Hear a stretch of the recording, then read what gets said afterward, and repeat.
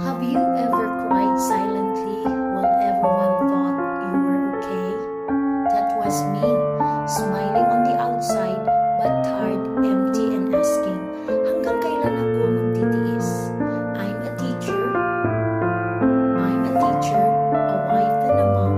Lagi akong nauubusan ng oras para sa sarili ko.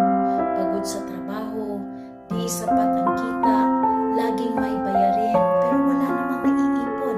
Ang sakit, ang bigat. And the worst part, I felt stuck. Parang araw-araw akong nabubuhay ng paulit-ulit ko lang. Parang cycle lang. There were days na umiiyak ako habang nagpe-prepare ng lesson plans because deep down, I was asking God, Lord, ito na lang ba talaga? Gusto kong ibigay ang best sa pamilya ko, pero paano kung ako mismo ay ubos na?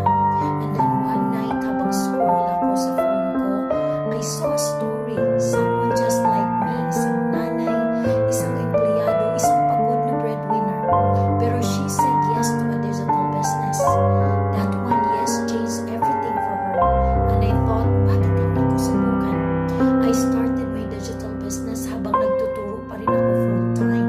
No experience? Wala. Techie ba ako? Hindi. But I had the will to change.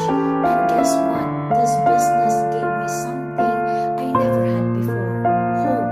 Hope na pwede pala akong kumita ng legal, flexible, at may guidance. May step-by-step training na madaling sundan even for beginners.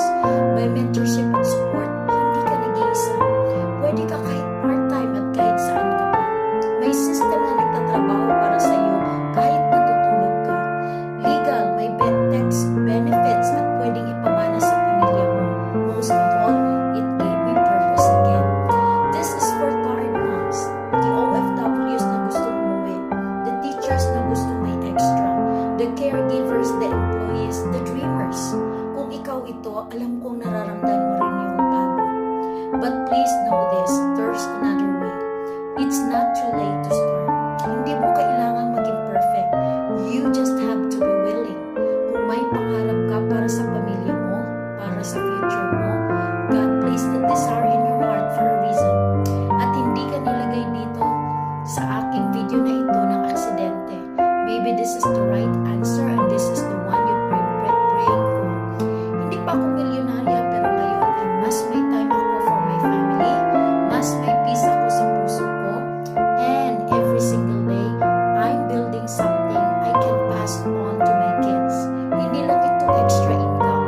Ito ay pamana ng pag-asa.